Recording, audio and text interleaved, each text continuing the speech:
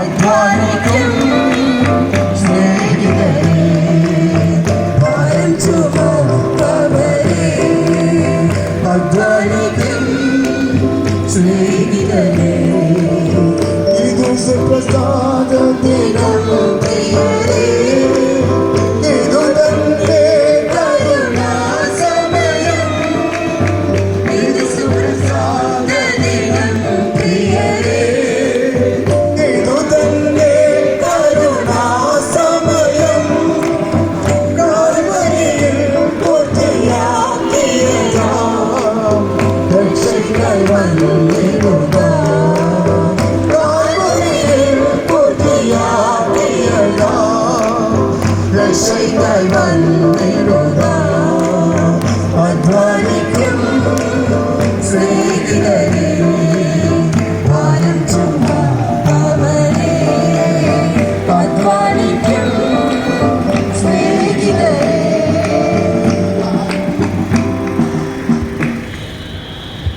ഈ സത്യത്തെക്കുറിച്ച് അറിയണമെന്നുള്ള വലിയ ഒരു ആഗ്രഹം എൻ്റെ പിതാവിൻ്റെ ജീവിതത്തിലുണ്ടായി. അങ്ങനെ ഈ ദൈവത്തെ അറിയുവാനും ഈ സന്തോഷത്തിലേക്ക് കടന്നു വരുവാനും കൊണ്ടുവഴിയായിരുന്നു. എന്നാൽ ഞങ്ങൾ മക്കൾ 5 പേരായിരുന്നു. എന്നാൽ ഞങ്ങളുടെ ജീവിതത്തിൽ ഒരിക്കലും ഈ അനുഭവത്തിൽ കടന്നു വരണമെന്നുള്ള ആഗ്രഹം ഞങ്ങളുടെ ജീവിതത്തിൽ ഇല്ലായിരുന്നു. ഈ ലോകത്തിൻ്റെ ഇമ്പങ്ങളിലേക്ക് കടന്നു പോകണമെന്നുള്ള ആഗ്രഹമായിരുന്നു ഞങ്ങളുടെ ജീവിതത്തിൽ. എന്നാൽ ദൈവം ഞങ്ങളെ സ്നേഹിച്ചതുകൊണ്ട്, ആ സ്വർഗീയമായ രക്ഷ ഞങ്ങളുടെ ജീവിതത്തിൽ തന്നതുകൊണ്ട് ഞങ്ങൾ ഈ ദൈവത്തെ അറിയുവാൻ തക്കവണ്ണവിടെയായിരുന്നു. അങ്ങനെ ഈ നിത്യ സന്തോഷം ഞങ്ങളുടെ ജീവിതത്തിലും പ്രാപിച്ചെടുക്കുവാൻ തക്കവണ്ണവിടെയായിരുന്നു. എന്നാൽ 15-ാമത്തെ വയസ്സിൽ എൻ്റെ ജീവിതത്തിൽ രോഗത്താൽ ഞാൻ ഭാരപ്പെട്ടു. എൻ്റെ കൈകൾ, എൻ്റെ വലത്ത് കൈകൾ ബലമില്ലാത്തൊരവസ്ഥയായി തീർന്നു. പ്രൈസ് ലോർഡ്, ഹല്ലേലൂയ, സ്തോത്രം. പല മരുന്നുകളും എൻ്റെ ജീവിതത്തിൽ ഞാൻ കഴിക്കുവാൻ തക്കവണ്ണവിടെയായി തീർന്നു. എന്നാൽ ഒരു വിടുതൽ എൻ്റെ ജീവിതത്തിലില്ലായിരുന്നു. ദൈവത്തിൻ്റെ വചനത്തിനകത്ത് പറയുന്നു, സാക്ഷാൽ രോഗങ്ങളെ വധിച്ചു, വേദനകളെ ചുമന്നു, നിന്റെ അടിപ്പണരാൽ എനിക്ക് സൗഖ്യം വന്നിരിക്കുന്നു. ഈ വചനങ്ങൾ എൻ്റെ ജീവിതത്തിൽ പ്രാവർത്തികമാക്കുവാൻ തക്കവണ്ണം കർത്താവിൻ്റെ ജീവിതത്തിൽ ഇടയാക്കി. Hallelujah, praise Lord. എൻ്റെ പിതാവ് ദൈവസന്നിധിയിൽ ഞങ്ങൾ ഉപവസിക്കുവാൻ തക്കവണ്ണം ഇടയായി തന്നു.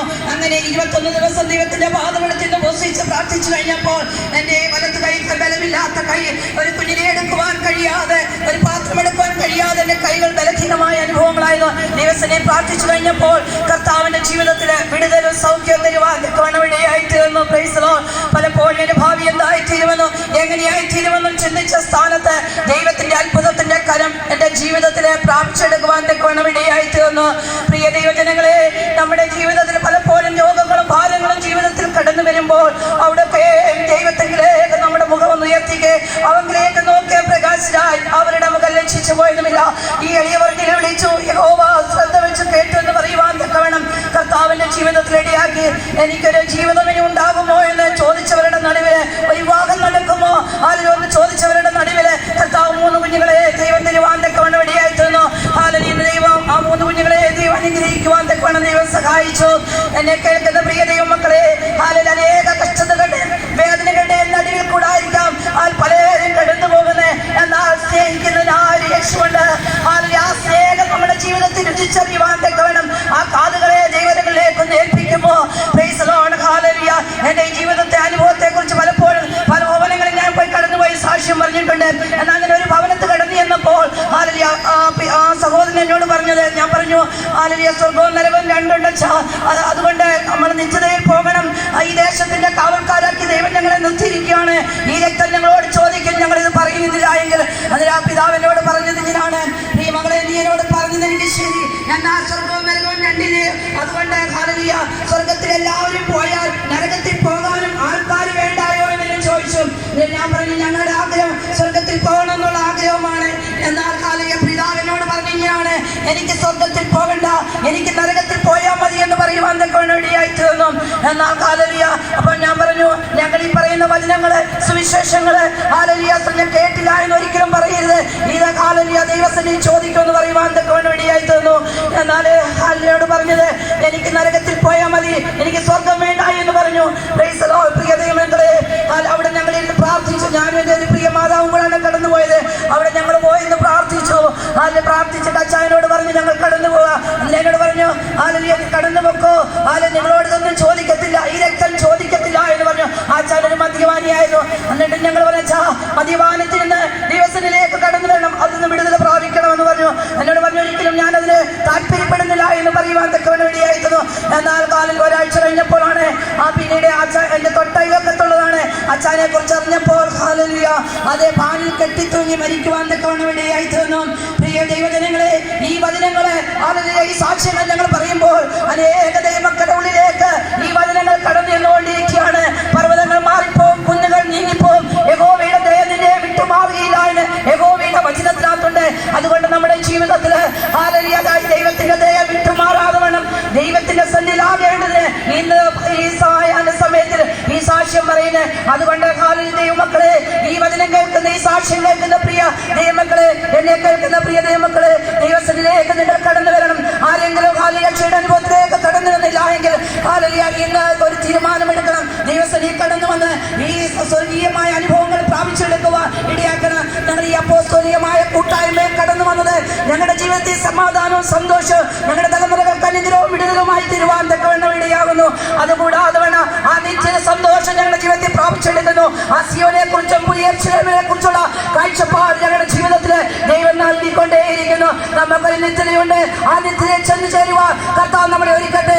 ഈ വചനങ്ങളാൽ ദൈവം നമ്മളെ അനുഗ്രഹിക്കട്ടെ. ഇത്രത്തോളം സമയം നിന്ന് കർത്താവിന്റെ വിശുദ്ധന്മാരോട് നന്ദി അറിയിച്ചോണ്ട്, ദേശനിവാസികളോട് നന്ദി അറിയിച്ചോണ്ട് ദൈവസ്ഥിതി ഇരുന്നുകൊള്ളുന്നു.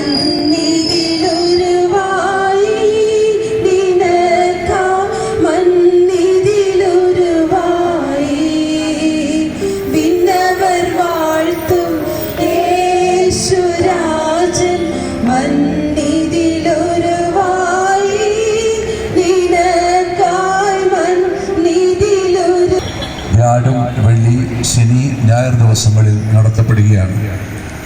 എല്ലാ ദിവസവും വൈകിട്ട് 5:45 മുതൽ സുവിശേഷ പ്രസംഗങ്ങളും രോഗശാന്തി ശുശ്രൂഷയും നടത്തപ്പെടുന്നു. മനുഷ്യ ജീവിതത്തിലെ നീറുന്ന പ്രശ്നങ്ങൾക്ക് പ്രാർത്ഥനയാൽ പരിഹാരം പ്രാപിക്കുവാനും മനുഷ്യൻ്റെ നിത്യരക്ഷയ്ക്ക് ആവശ്യമാർന്ന ദൈവത്തിൻ്റെ നല്ല വചനങ്ങൾ ശ്രവിക്കുവാനും ദേശനിവാസികൾക്ക് ഒരു സുവർണാവസരം.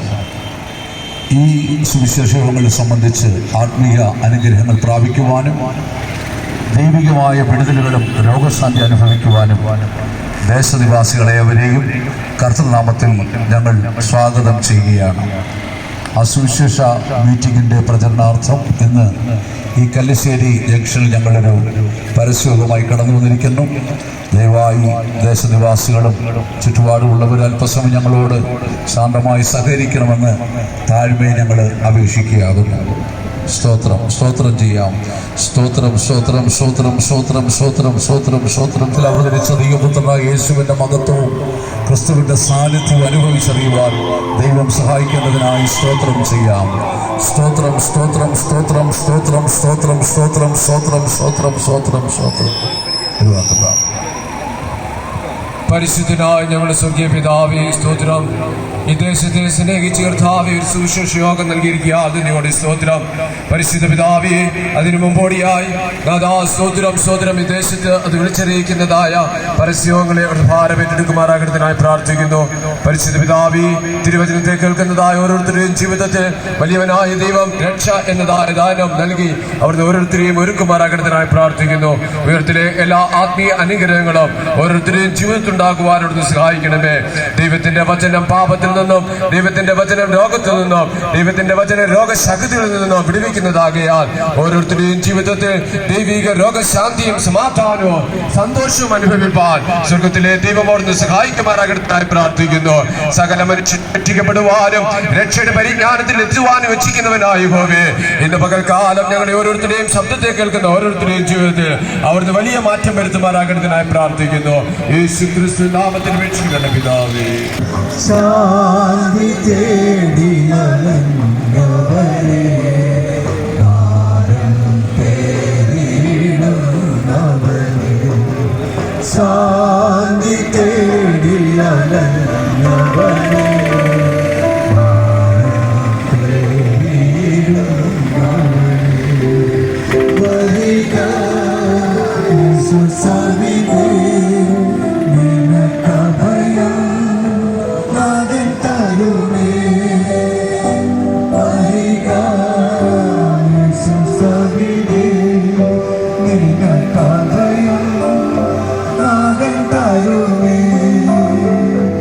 ആദിയുടെ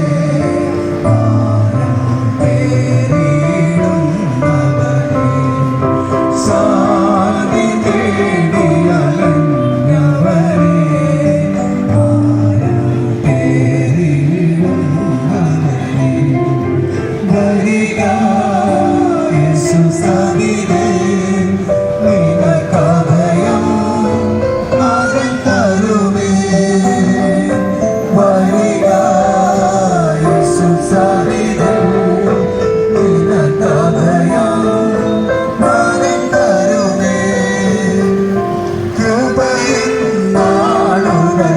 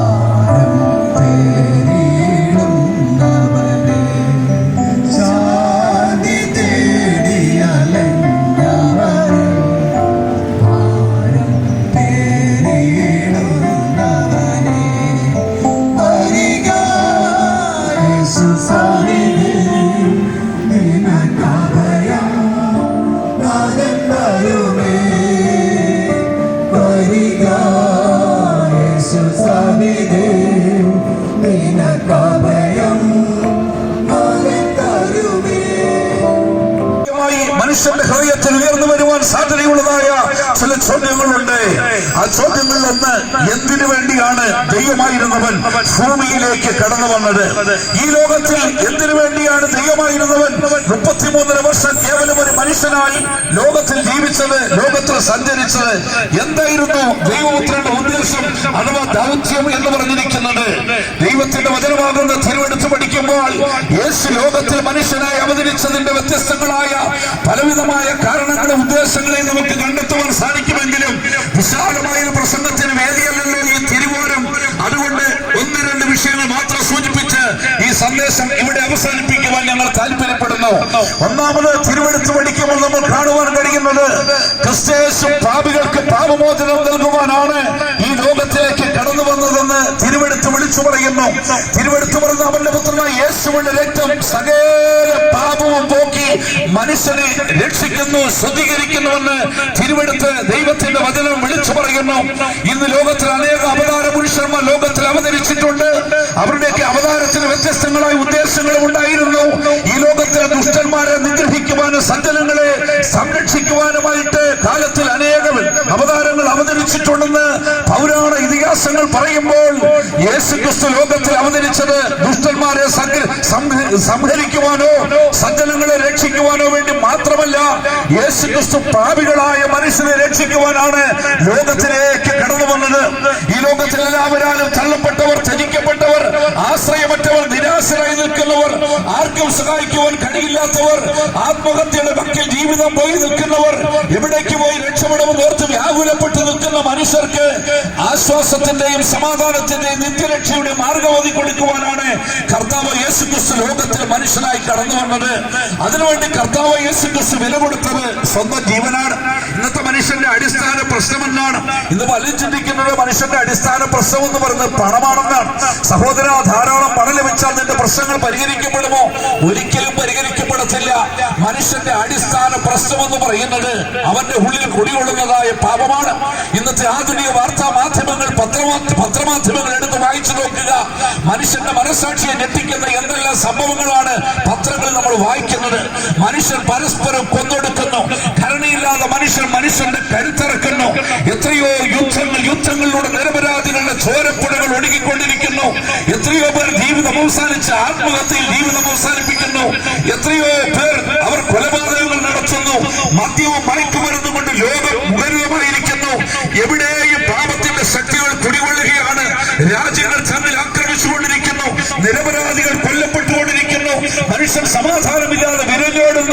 അഭയാർത്ഥികളായി മനുഷ്യൻ അഭയാർത്ഥി ക്യാമ്പിൽ ശരണം പ്രാപിക്കുന്നു. ഒരു നേരത്തെ ആഹാരത്തിന് വഴിയില്ലാതെ മനുഷ്യൻ അലയുന്നു. എന്താണ് ഇതിന്റെയൊക്കെ അടിസ്ഥാനപരമായ കാരണം?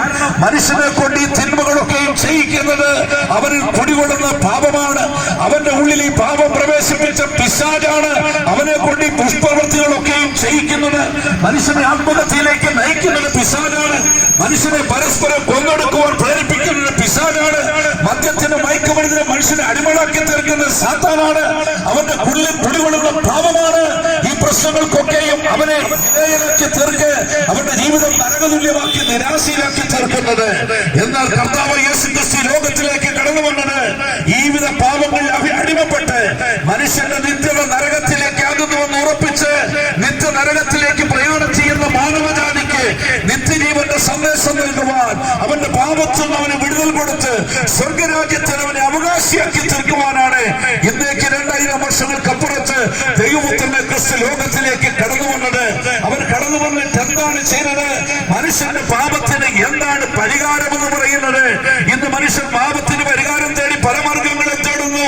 പുണ്യസ്ഥലങ്ങൾ മനുഷ്യൻ സന്ദർശിച്ചുകൊണ്ടിരിക്കുന്നു, ദാനധർമ്മങ്ങൾ ചെയ്തുകൊണ്ടിരിക്കുന്നു, സ്വന്തം ശരീരത്തിൽ മുറിവേൽപ്പിച്ച് ദണ്ഡിപ്പിച്ചുകൊണ്ടിരിക്കുന്നു.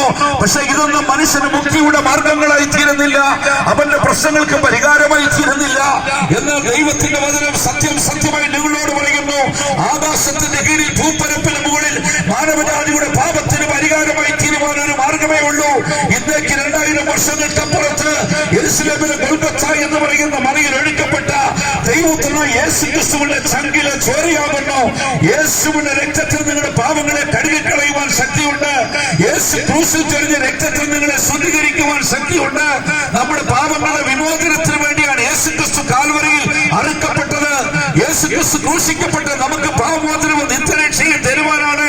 ഇന്ന് ഈ സായാഹ്നത്തിൽ ഞങ്ങൾ ഈ കല്ലിശ്ശേരി പട്ടണത്തിൽ നിൽക്കുമ്പോൾ ഒരു കാലത്ത് ഞങ്ങൾ പാപത്തിന് അടിമപ്പെട്ട് ഈ ലോകത്തിന്റെ ഇമ്പങ്ങൾക്കും ദുഷ്പ്രവൃത്തികൾക്കും അടിമപ്പെട്ട് ജീവിച്ചവരാണ്.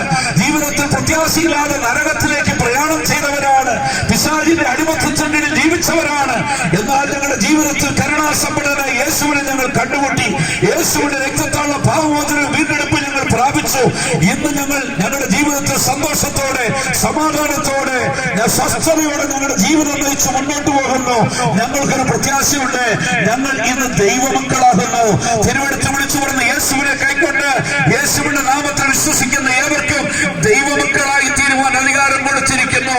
ആകയാൽ ഞങ്ങൾ ഇന്ന് സഭയിലും ഈ കല്ലിശ്ശേരി പട്ടണത്തിൽ നിന്ന് വിളിച്ചു പറയുന്നു, ഞങ്ങൾ ദൈവമക്കളാകുന്നു. പിശാചിന് ഞങ്ങളുടെ മേൽ ഒരധികാരവുമില്ല.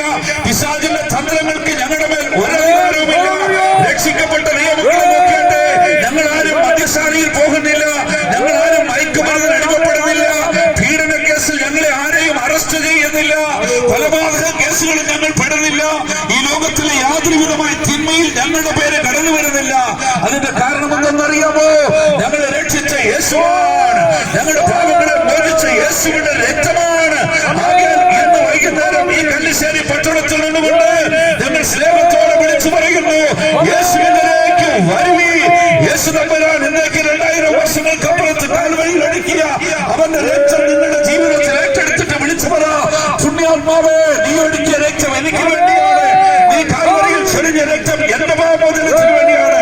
ഞാനത് വിശ്വസിക്കുന്നുവെന്ന് ഏറ്റുപറഞ്ഞ് നിന്റെ പാപങ്ങളെ ഒരു നിമിഷം ദൈവത്തോട് ഏറ്റുപറഞ്ഞ്, യേശുവേ, ആ രക്തം കൊണ്ട് എന്നെ കൂടെ കഴുകി ശുദ്ധീകരിച്ച് നിന്റെ മകനാക്കി തീർക്കണമേ എന്ന് നിന്റെ ഹൃദയത്തിൽ പ്രാർത്ഥിക്കുവാൻ കഴിയുന്നെങ്കിൽ തിരുവെടുത്ത് പറയുന്നു, കർത്താവ് കരുണയുള്ളവനാണ്. നിന്റെ പാപങ്ങളെ കർത്താവ് ക്ഷമിക്കും.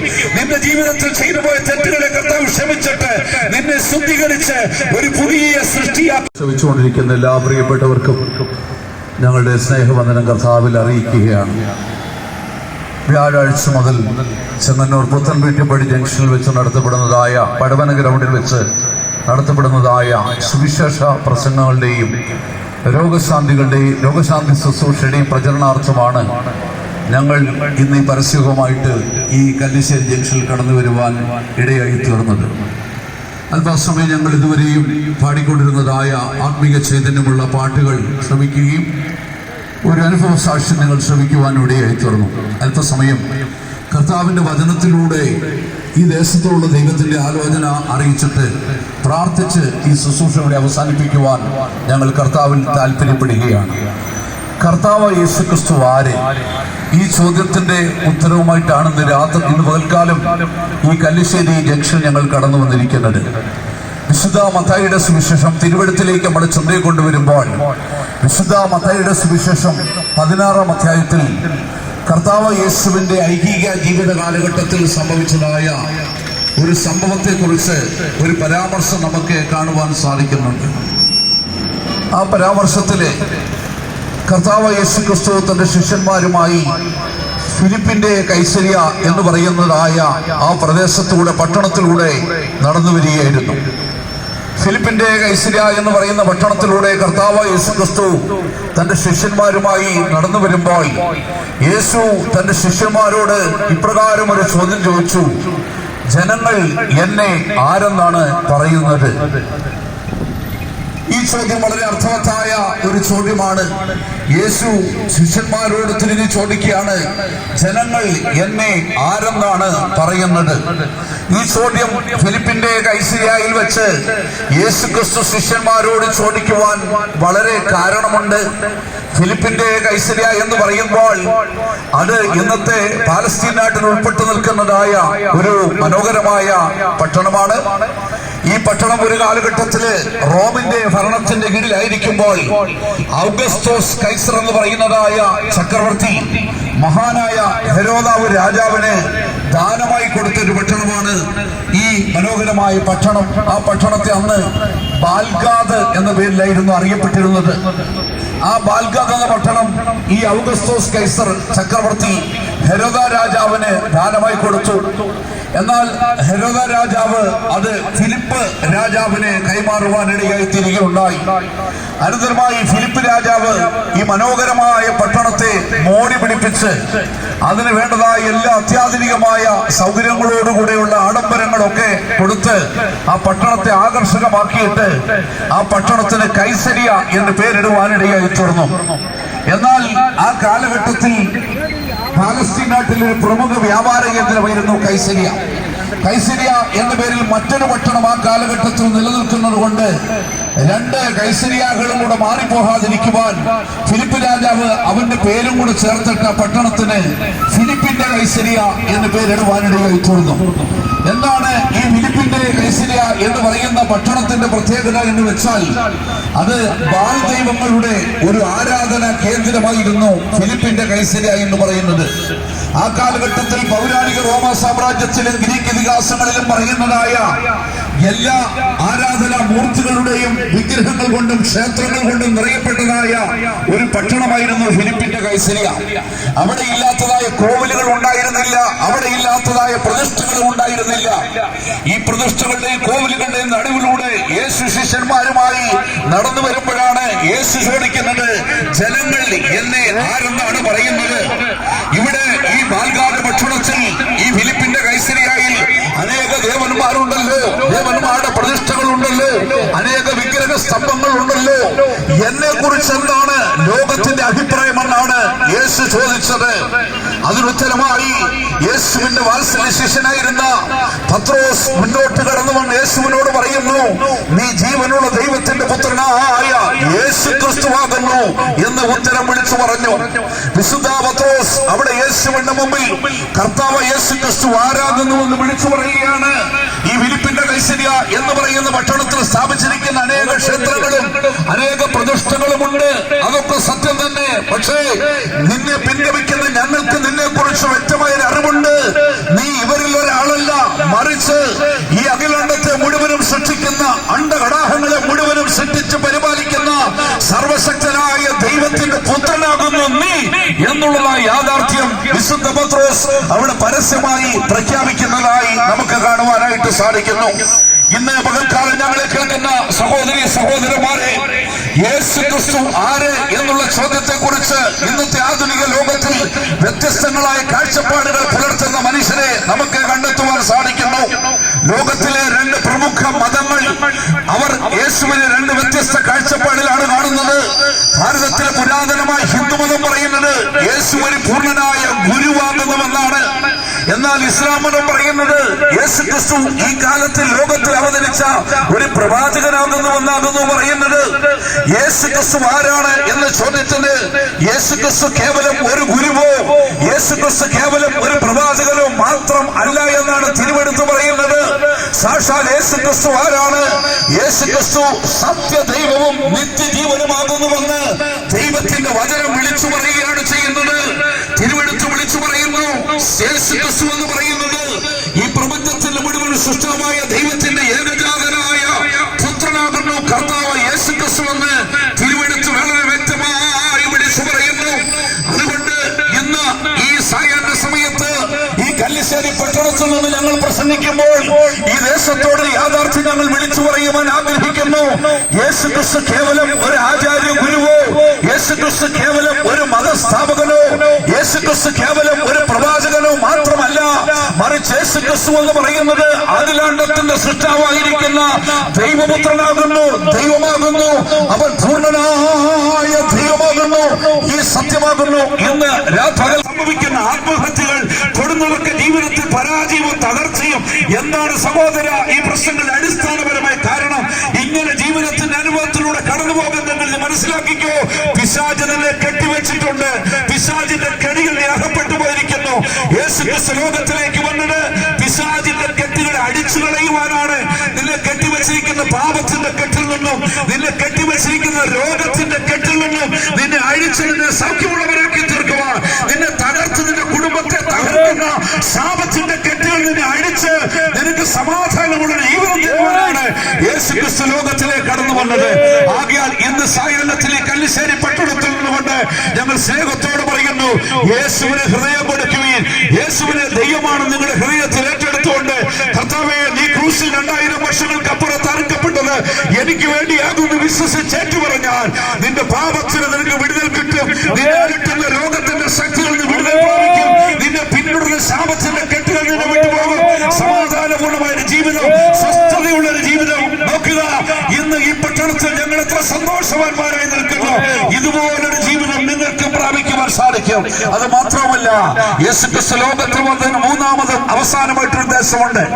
അത് യേശുക്രിസ്തു ലോകത്തിൽ ജീവിക്കുമ്പോൾ ഒരു കാര്യം പറഞ്ഞു, ഞാൻ പോവുകയാണ്, ഞാൻ പോയിട്ട് മടങ്ങി വരും, ഒരിക്കൽ കൂടെ ഞാൻ മടങ്ങി വരും. കർത്താവ് യേശുക്രിസ്തു എന്തിനു വേണ്ടിയാണ് മടങ്ങി വരുന്നത്? ഈ ലോകത്തിൽ പാപം കൂടാതെ ജീവിക്കുന്ന ഒരു കൂട്ടം ഭക്തന്മാരെ ചേർക്കുവാൻ യേശുക്രിസ്തു കടന്നു വരും. ഈ ലോകത്തിൽ നിന്നും ഒരു കൂട്ടം വിശുദ്ധന്മാരെ ചേർക്കുവാൻ യേശുക്രിസ്തു കടന്നു വരും. യേശുക്രിസ്തു 2000 വർഷങ്ങൾക്ക് അപ്പുറത്ത് മനുഷ്യരെ വന്ന് മരിച്ചടക്കപ്പെട്ട് ഉയർത്തെഴുന്നേറ്റ് സ്വർഗത്തിൽ പോയിരിക്കുന്നത് സ്വർഗത്തിൽ തന്റെ ഭക്തന്മാർക്ക് ഒരു പാർപ്പിടം ഒരുക്കുവാനാണ്. ആ പാർപ്പിടം പൂർത്തീകരിച്ചു കഴിഞ്ഞാൽ യേശു വീണ്ടും വന്ന് തന്റെ വിശുദ്ധന്മാരെ ചേർത്തുകൊണ്ട് പോകും. അത് ദൈവത്തിന്റെ വചനത്തിന്റെ നിവൃത്തിയോ അത്യന്തമാണ്. യേശു അരുളി ചെയ്തിട്ടുള്ള തിരുവായി പഠിക്കുന്ന യാഥാർത്ഥ്യമാണ്. യേശു തന്നെ പെൻഗമിച്ച ശിഷ്യന്മാർ ഇങ്ങനെ പറഞ്ഞു, നിങ്ങളുടെ ഹൃദയം കലങ്ങിപ്പോകരുത്, ദൈവത്തിൽ വിശ്വസിക്കുവീൻ, എന്നിൽ വിശ്വസിക്കുവീൻ. എന്റെ സ്വർഗീയ പിതാവിന്റെ ഭവനത്തിൽ അനേക ഇടങ്ങളുണ്ട്. പക്ഷെ എന്നിൽ വിശ്വസിക്കുന്ന നിങ്ങൾക്ക് സ്വർഗത്തിൽ വാസസ്ഥലം ഞാൻ ഒരുക്കുവാൻ പോകുന്നു. ഞാൻ അവിടെ പോയി സ്ഥലമൊരുക്കിയാൽ ഞാൻ വരും, നിങ്ങളെ എന്റെ അടുക്കലേക്ക് ചേർത്ത് കൊണ്ടുപോകും. അതിനുവേണ്ടി യേശു ആസന്നഭാവിയിൽ കടന്നു വരും. ആ ആസന്നഭാവിയിൽ കടന്നു വരുമ്പോൾ കർത്താവിന്റെ വരവിൽ സ്വർഗത്തിലേക്ക് എടുക്കപ്പെടണമെങ്കിൽ ഒന്ന് പാപങ്ങൾ ഏറ്റുപറഞ്ഞു ഭക്ഷിച്ചും മാനസാന്തരപ്പെട്ട് ദൈവവൈതലായി തീരണം. യേശുവിന്റെ രക്തത്തിനാൽ കഴുകി ശുദ്ധീകരണം പ്രാപിക്കണം. ദൈവത്തിന്റെ കൽപ്പനകൾ അനുസരിച്ച് ഈ ലോകത്തിൽ ജീവിക്കണം. ദൈവ പൈതലായി ഈ ലോകത്തിന്റെ തിന്മകൾ കടിമപ്പെടാതെ ജീവിച്ചാൽ സഹോദര സഹോദരി, ഇന്നെന്ന ഒരു ദിവസം യേശു തമ്പുരാൻ കടന്നു വരും. ഞാനും നിങ്ങളും ജീവിക്കുന്ന ഉത്തരാധുനിക യുഗത്തില്, ഈ ആർട്ടിഫിഷ്യൽ ഇന്റലിജൻസിന്റെ കാലഘട്ടത്തില്, ഈ ഇലക്ട്രോണിക് യുഗത്തിൽ നമ്മൾ ചിന്തിക്കുമ്പോൾ ഒരു യാഥാർത്ഥ്യം നമുക്ക് മനസ്സിലാക്കുവാൻ സാധിക്കുന്നു. നമ്മളൊരു അവസാന കാലഘട്ടത്തിലാണ് ജീവിക്കുന്നത്. ഒരു തലമുറയും കൂടെ വളർന്നു വലുതാകുവാൻ കഴിയുമോ എന്ന് നമുക്ക് ഒരിക്കലും വിശ്വസിക്കുവാൻ കഴിയത്തില്ല. കാരണം യേശു തമ്പുരാൻ തന്റെ ഐകിക ജീവിത കാലഘട്ടത്തില് ഒരു വലിയ തനിച്ചിരിക്കുമ്പോൾ അവന്റെ ശിഷ്യന്മാർ അവന്റെ അടുക്കൽ ചെന്ന് യേശുവിനോടൊരു ചോദ്യം ചോദിച്ചു, ഗുരു, അതെപ്പോൾ സംഭവിക്കും? നിന്റെ വരവിനും ലോകത്തിന്റെ അവസാനത്തിനും അടയാളം എന്തായി? ഉണ്ടായിരിക്കും. ഒരു ചോദ്യം ചോദിച്ചു, കർത്താവേ, യേശുവേ, നീ എപ്പോഴാണ് മടങ്ങി വരുന്നത്? ഈ ലോകാന്ത്യത്തിന്റെ ലക്ഷണങ്ങൾ എന്തൊക്കെയാകുന്നു? യേശു തമ്പുരാൻ ഒരുപാട് അടയാളങ്ങൾ പറഞ്ഞു. ആ അടയാളങ്ങളൊക്കെ സംഭവിച്ചു കാണുമ്പോൾ നിങ്ങൾ ഉണർന്ന് നിങ്ങളുടെ തലകളെ ഉയർത്തിക്കൊള്ളണം. കർത്താവ് യേശു ക്രിസ്തു ഒന്നാമതായി പറഞ്ഞത്, ആരും നിങ്ങളെ തെറ്റിക്കാതിരിപ്പാൻ സൂക്ഷിച്ചു കൊള്ളണം. ഇന്ന് മനുഷ്യനെ പിശാച് പല വിധത്തിൽ തെറ്റിക്കുകയാണ്. പാപത്തിന്റെ വഴിയിലൂടെ തെറ്റിച്ചു കൊണ്ടുപോകുമ്പോൾ യേശു പറഞ്ഞു, ആരും നിങ്ങളെ തെറ്റിക്കാതിരിപ്പാൻ സൂക്ഷിച്ചു കൊള്ളണം. എന്നിട്ട് യേശു പറഞ്ഞു, ലോകത്തിലേക്ക് നിങ്ങളൊന്ന് നോക്കിക്കൊള്ളുവിൻ. രാജ്യം രാജ്യത്തോട് എതിർക്കും. അടുത്തത് യുദ്ധങ്ങളും യുദ്ധത്തിന്റെ സ്തുതികളും നിങ്ങൾ കേൾക്കും. ജാതി ജാതിയോട് എതിർക്കും. ഈ ഒരു അവസ്ഥ ലോകത്തിൽ സംജാതമാകുമ്പോൾ ഇത് അവസാനത്തിന്റെ ആരംഭമാണെന്ന് മനസ്സിലാക്കിക്കൊള്ളണം. ഞാൻ നിങ്ങൾ ജീവിക്കുന്ന ഒരു കാലഘട്ടത്തിലേക്ക് നോക്കിക്കേ. പശ്ചിമേഷ്യയിൽ നിന്ന് യുദ്ധക്കളമല്ലേ. ഇസ്രായേലും ചുറ്റുമുള്ള അറബ് രാജ്യങ്ങളും പരസ്പരം കൊള്ളെടുക്കുന്നു. എത്രയോ നിരപരാധികളുടെ രക്തം ചിന്തി പുഴയായി ഒഴുകിക്കൊണ്ടിരിക്കുന്നു. റഷ്യയും ഉക്രൈനും തമ്മിലുള്ള യുദ്ധം ആരംഭിച്ചിട്ട് 1 വർഷം കഴിഞ്ഞു. എത്രയോ നിരപരാധികൾ കൊന്നൊടുക്കപ്പെട്ടുകൊണ്ടിരിക്കുന്നു. യേശു തമ്പുരാൻ പറഞ്ഞു, യുദ്ധങ്ങൾ സംഭവിക്കും, യുദ്ധത്തിന്റെ സ്തുതികളും സംഭവിക്കും. ഇന്ന് യുദ്ധത്തിന്റെ സ്തുതികൾ മുടങ്ങി കേൾക്കുക. പത്രമാധ്യമങ്ങളിലെ പ്രധാന വാർത്ത ഒരു മൂന്നാലോഹമായിട്ട് സംഭവിക്കുമോ എന്നുള്ളതാണ്. ഈ വാർത്ത വരുമ്പോൾ തന്നെ മനസ്സിലാക്കിക്കോ, കർത്താവ് തമ്പുരാൻ പറഞ്ഞ സംഭവങ്ങളുടെ നിവൃത്തിയാണ്. രാജ്യം രാജ്യത്തോട് എതിർത്തുകൊണ്ടിരിക്കുന്നു. ലോക രാജ്യങ്ങൾ നമ്മുടെ ശത്രുത വർദ്ധിച്ചു വന്നുകൊണ്ടിരിക്കുകയാണ്. ജാതി ജാതിയോട് എതിർക്കുന്നു. നിങ്ങൾ ചിന്തിച്ച്, ജാതീയ സമവാക്യങ്ങളൊക്കെ തെറ്റിക്കൊണ്ടിരിക്കുന്ന ഒരു കാലഘട്ടത്തിലല്ലേ നമ്മൾ ഇന്ന് ജീവിക്കുന്നത്? ഇന്ന് ജാതീയ സംഘടനകൾ പ്രബലപ്പെട്ടുകൊണ്ടിരിക്കുന്നു. ഒരു കാലത്ത് ഒരു വായിൽ കിടന്ന് ഒരു പാത്രത്തിൽ ഉണ്ട് ജീവിച്ച ഒരു വ്യത്യസ്ത ജാതിയിൽപ്പെട്ടവർ, സ്വന്തം സഹോദരങ്ങളെ പോലെ ജീവിച്ചവർ, ഇന്ന് ജാതിയുടെ പേരിൽ വേലിക്കെട്ടുകൾ സൃഷ്ടിച്ച് പരസ്പരം ശത്രുക്കളായി ജീവിക്കുമ്പോൾ ഇത് യേശു തമ്പുരാൻ പറഞ്ഞതാ സംഭവിക്കും. ജാതീയ സംഘടനകൾ പ്രബലപ്പെടും. ജാതി ജാതിയോട് എതിർക്കും. രാജ്യം രാജ്യത്തോട് എതിർക്കും. യുദ്ധങ്ങളും യുദ്ധത്തിന്റെ സ്തുതികളും മുടങ്ങി കേൾക്കും. അത് മാത്രമല്ല, യേശു തമ്പുരാൻ പറഞ്ഞു, ആകാശത്തിന്റെ ശക്തികൾ കിഴക്കം തട്ടും. സൂര്യനിലും ചന്ദ്രനിലും നക്ഷത്രങ്ങളിലും ലക്ഷ്യങ്ങൾ ഉണ്ടാകുവാൻ ഇടയായി തീരും. കടലിന്റെ ഓണത്തിന്റെ മുടക്കൽ നിമിത്തം ഭൂവാസികൾക്ക് നിരാശയോടുകൂടിയ പരിഭ്രമം സംഭവിക്കും. ഇന്നത്തെ ലോകത്തിലേക്ക് നിങ്ങളൊന്ന് നോക്കിക്കേ. കാലാവസ്ഥയ്ക്ക് ആഹ്മാനം വ്യതിയാനം സംഭവിക്കുന്നു. കഴിഞ്ഞ 4 ദിവസം ഈ കല്ലിശ്ശേരി, ഈ ചെങ്ങന്നൂർ ദേശത്തിന്റെ അവസ്ഥ എന്തായിരുന്നു? ഇടതോരാതെ പെയ്തുകൊണ്ടിരുന്ന മഴ എന്ന് വെച്ചാൽ ഇത് തുലാവർഷമായിരുന്നില്ല, മറിച്ച് ചുഴലിക്കൊടിങ്കാറ്റുകൾ. എന്താണ് ഇതിന്റെ കാരണം? നമ്മുടെയൊക്കെ ചെറിയ പ്രായത്തില് വ്യക്തമായി കാലാവസ്ഥ പ്രവചിക്കാൻ കഴിയുമായിരുന്നു. ജൂൺ മാസമാകുമ്പോൾ ഇടവപ്പാതിയാകുമെന്നും അടുത്തത് നമുക്ക് തുലാമാസത്തിൽ തുലാമഴ പെയ്യുമെന്നും കൃത്യമായി നിർണ്ണയിക്കാൻ പറ്റും. ഇന്ന് ലോകത്തിലെ ഏതെങ്കിലും കാലാവസ്ഥ ശാസ്ത്രജ്ഞന്മാർക്ക് കാലാവസ്ഥ വ്യക്തമായി നിർണ്ണയിക്കുവാൻ സാധിക്കുമോ? എന്തുകൊണ്ട് സാധിക്കുന്നില്ല? യേശു തമ്പുരാൻ പറഞ്ഞു, സൂര്യനിലും ചന്ദ്രനിലും നക്ഷത്രങ്ങളിൽ ലക്ഷ്യങ്ങൾ ഉണ്ടാകും. ആകാശത്തിന്റെ ശക്തിയിൽ ഇളകിപ്പോകും. ഇത് കാണുമ്പോൾ മനസ്സിലാക്കിക്കൊള്ളണം, പ്രപഞ്ച നിയമങ്ങൾക്ക് മാറ്റം സംഭവിക്കുന്നത് കാണുമ്പോൾ, വർഷകാലത്തിന്റെ ഗതികൾ മാറുന്നത് കാണുമ്പോൾ, മേഘസ്ഫോടനങ്ങൾ സംഭവിക്കുന്നത് കാണുമ്പോൾ, വരൾച്ചകൾ ലോകത്തിൽ കടന്നു വരുന്നത് കാണുമ്പോൾ, ഉഷ്ണതരംഗങ്ങൾ തട്ടുന്നത് കാണുമ്പോൾ, അടുത്ത് മാത്രമല്ല ഗ്ലോബൽ വാർമിംഗ്, ആഗോള 94 ലക്ഷം ജനങ്ങൾ മാത്രം താമസിക്കുന്ന ഒരു കൊച്ചു രാജ്യം ഇന്ന് ലോകത്തിന്റെ പോലീസായി ലോകത്തിന്റെ വൻകിട രാഷ്ട്രങ്ങളെ കിടുകിടെ ഉറപ്പിക്കുന്നു. ആർക്കും ഒന്നും ചെയ്യുവാൻ സാധിക്കുന്നില്ല. ഇസ്രായേൽ എന്ന് പറയുന്ന ചെറിയ രാജ്യം ലോകത്തിൽ പ്രബലപ്പെട്ട് ശക്തി പ്രാപിച്ച് ചുറ്റുമുള്ള രാജ്യങ്ങളെ മുഴുവൻ ഭയപ്പെടുത്തി വിറപ്പിക്കുന്നത് കാണുമ്പോൾ യേശു തമ്പുരാൻ പറഞ്ഞ് വാക്കോർത്തുകൊള്ളണം, യഹൂദ രാഷ്ട്രം പ്രബലപ്പെടും, അത് ശക്തി പ്രാപിക്കുന്നത് കാണുമ്പോൾ നിങ്ങൾ മനസ്സിലാക്കിക്കൊള്ളണം. ഇത് അവസാനമാണ്. 1948 മെയ് മാസം 14-ാം തീയതി ഡേവിഡ് ബെൻഗൂറിയന്റെ നേതൃത്വത്തിൽ ഇസ്രായേൽ എന്ന് പറയുന്ന നമ്മുടെ കേരളത്തിന്റെ ആലപ്പുഴ ജില്ലയുടെ വലിപ്പം മാത്രമുള്ള ഒരു കൊച്ചു രാജ്യം പിറന്നു വീണു. ഇന്ന് ഇസ്രായേലിന്റെ അവസ്ഥ എന്താണ്? ലോകത്തിന്റെ സൂപ്പർ പവറായിട്ട് അത് മാറ്റപ്പെട്ടിരിക്കുന്നു. നമ്മൾ ചിന്തിച്ചു കൊള്ളണം. ഇതൊക്കെ കാണുമ്പോൾ യാദൃശ്ചികമാണെന്ന് ചിന്തിക്കല്ലേ. ഇതൊക്കെ കാലത്തിന്റെ ലക്ഷണങ്ങളാണ്. ഇതൊക്കെ കർത്താവിന്റെ മടങ്ങിവരവിന്റെ ലക്ഷണങ്ങളാണ്. നിലയാത്ത നിമിഷത്തിൽ മനുഷ്യപുത്രൻ കടന്നു വരും, ദൈവപുത്രൻ കടന്നു വരും, തന്റെ ഭക്തിയോടെ ജീവിക്കുന്ന വിശുദ്ധന്മാരെ ചേർത്ത് കൊണ്ടുപോകും. ഈ സായാഹ്ന സമയത്ത് എന്റെ ഈ സന്ദേശം അവസാനിപ്പിക്കുമ്പോൾ അവസാനമായിട്ട് ഒരു വാക്ക് ഞങ്ങൾ നിങ്ങളോട് സ്നേഹത്തോടെ പറയട്ടെ. ഈ സന്ദർഭത്തിലെങ്കിലും നിങ്ങളുടെ പാപങ്ങളെ വിട്ടു തിരിഞ്ഞുപേക്ഷിച്ച് മാനസാന്തരപ്പെടുവാൻ തീരുമാനിക്കുവിൻ.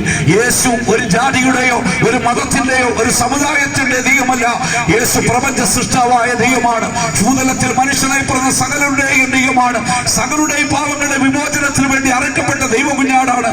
അതുകൊണ്ട് യേശുവേ, നിന്റെ കാൽവരി മരണത്തിൽ ഞാൻ വിശ്വസിക്കുന്നു. നീ ഒഴുക്കിയ രക്തം എന്റെ പാപമോചനത്തിന് ഏറ്റുപറഞ്ഞുകൊണ്ട് കർത്താവിന്റെ അടുക്കൽ ചെന്നിട്ട് ആ ക്രൂശിലെ രക്തം കൊണ്ട് എന്നെ കഴുകി ശുദ്ധീകരിക്കണമേ, ഒരു ദൈവവൈതലാക്കി തീർക്കണമേ എന്ന് നീ പറയുന്നുവെങ്കിൽ കർത്താവ് നിന്നെ ശുദ്ധീകരിക്കും, ദൈവവൈതലാക്കി തീർക്കും. ഈ ലോകത്തിൽ ഒരു നന്മയുള്ള ജീവിതം നമുക്ക് ചെയ്യാം, ഒരു സൽഫലമുള്ള ജീവിതം നമുക്ക് ചെയ്യാം.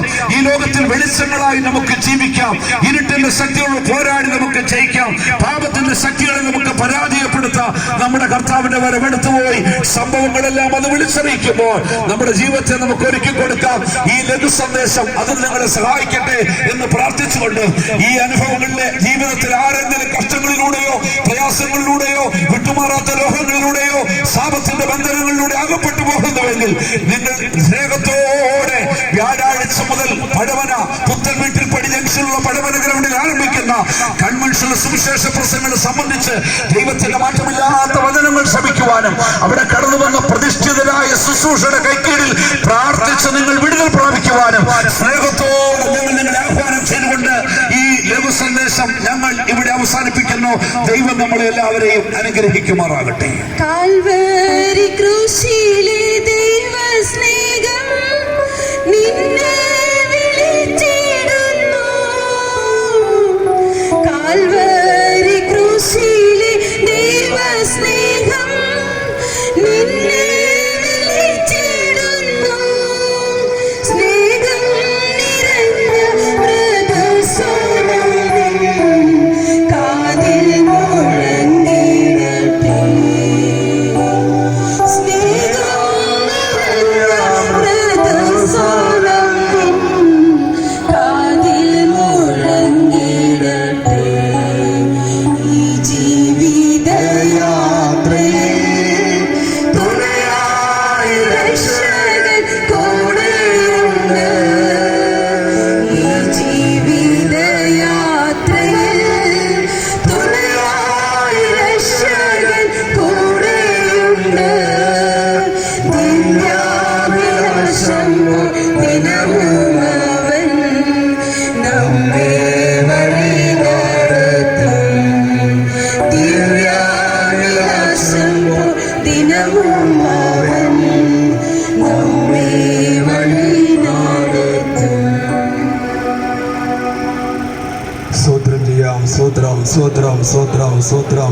സ്തോത്രം.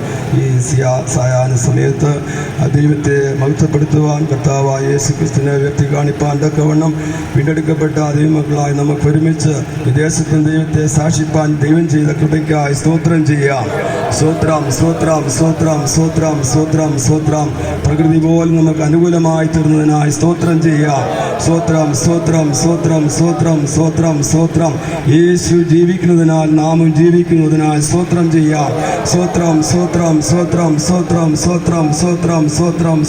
സ്തോത്രം. ദൈവത്തിന്റെ തിരുവചന സത്യങ്ങളെ കേട്ട് എല്ലാവരെയും കർത്താവ് രക്ഷിക്കണം. പാപത്തിൽ നിന്ന് വിടുവിക്കണം, ശാപത്തിൽ നിന്ന് വിടുവിക്കണം, രോഗത്തിൽ നിന്ന് വിടുവിക്കണം, പിശാചിന്റെ പ്രവൃത്തിയിൽ എല്ലാവരെയും വിടുവിച്ച് കർത്താവ് മോചിപ്പിച്ച് ദൈവരാജ്യത്തിന് നിങ്ങളാക്കി തീർക്കണം. അതിനായി സ്തോത്രം ചെയ്യാം. സ്തോത്രം. യേശുവിന്റെ പരിശുദ്ധ രക്തം സകല പാപങ്ങളെയും പോക്കി ശുദ്ധീകരിച്ച് ദൈവരാജ്യത്തിന് നിങ്ങളാക്കി എല്ലാവരെയും മാറ്റണതിനായി സ്തോത്രം ചെയ്യാം. സ്തോത്രം. കടന്നു വന്ന എല്ലാ പ്രിയപ്പെട്ടവരെയും കർത്താവ് അനുഗ്രഹിക്കണതിനായി സ്തോത്രം ചെയ്യാം. സ്തോത്രം. തിരുവചന സത്യങ്ങളെ ശ്രമിച്ച എല്ലാ പ്രിയപ്പെട്ടവരെയും കർത്താവ് രക്ഷിക്കണം, അനുഗ്രഹിക്കണം. അതിനായി സ്തോത്രം ചെയ്യാം. സ്തോത്രം. ദൈവത്തിനായ ക്രിസ്തുവിനെ വ്യക്തി കാണിപ്പാൻ ദൈവം എന്ന പകൽക്കാലം നമുക്ക് നൽകിയ വലിയ ഭാഗ്യത്തിനായി സ്തോത്രം ചെയ്യാം. സ്തോത്രം. സകല മാനവ മഹത്വം കർത്താവിന് കൊടുത്ത് സ്തോത്രം ചെയ്യാം. സ്തോത്രം. പിതാവായ ദൈവത്തിന് സ്തോത്രം ചെയ്യാം. സ്തോത്രം. പുത്രനായ ക്രിസ്തുവിന് സ്തോത്രം ചെയ്യാം. സ്തോത്രം. പരിശുദ്ധാത്മാവാൻ ദൈവത്തിന് സ്തോത്രം ചെയ്യാം. സ്തോത്രം. കരുണയും മനസ്സിലുമുള്ള ഞങ്ങളുടെ കർത്താവെ അങ്ങേ വാഴ്ത്തി സ്തുതിക്കുന്നു. യേശു ക്രിസ്തുവിന്റെ ദിവ്യ സമാധാനം പ്രാപിപ്പാനും യേശു ക്രിസ്തുവിലൂടെ ഭാമോചനം ലഭിച്ച് നിത്യജീവന്റെ അവകാശികളാക്കി തീർക്കുവാനും ദൈവം ഞങ്ങൾക്ക് നൽകിയ മഹാഭാഗ്യത്തിനായി സ്തോത്രം. പകൽക്കാലം ആ സാക്ഷി വിദേശത്ത് വഹിപ്പാൻ തക്കവണ്ണം ഏഴകളായി ഞങ്ങൾക്ക് ദൈവം ചെയ്ത കൃപയ്ക്കായി സ്തോത്രം ചെയ്യുന്ന കർത്താവെ സ്തോത്രം. യേശു ക്രിസ്തു ലോകത്തിൽ വന്നതിൻ്റെ ഉദ്ദേശത്തെക്കുറിച്ച് കർത്താവെ ഇന്ന് പകൽക്കാലം ദൈവത്തിന്റെ വചനം ശക്തമായി ദേശത്തോട് അറിയിപ്പാൻ തക്കവണ്ണം എൻ്റെ ദാസനെ ബലപ്പെടുത്തി അഭിഷേകം ചെയ്തതിനാൽ ഞങ്ങൾ ദൈവത്തെ സ്തുതിക്കുന്ന കർത്താവേ സ്തോത്രം സ്തോത്രം. പാപികളെ രക്ഷിപ്പാൻ യേശു ലോകത്തിൽ വന്നു, പിശാചിന്റെ പ്രവൃത്തികളെ അഴിപ്പാൻ യേശു ലോകത്തിൽ വന്നു.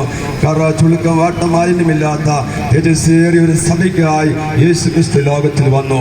ഈ തിരുവചന സത്യങ്ങളെ കേട്ട എല്ലാ പ്രിയപ്പെട്ടവരും തേജസ്സേറിയ സഭയ്ക്കായി ഒരുങ്ങുവാനും കർത്താവിന്റെ മഹത്വമുള്ള വരവിനായിട്ട് ഒരുങ്ങുവാനും എല്ലാവരെയും ദൈവം സഹായിക്കണമേ. സുവിശേഷത്താൽ മരണം നീങ്ങി ജീവനും അക്ഷയതയും പ്രാപിപ്പാൻ കർത്താവിന്റെ മഹത്വമുള്ള വരവിനായിട്ട് ഒരുങ്ങുവാൻ തക്കവണ്ണം എല്ലാവരെയും ദൈവം സഹായിക്കേണ്ടതിനായി പ്രാർത്ഥിക്കുന്ന കർത്താവേ സ്തോത്രം സ്തോത്രം.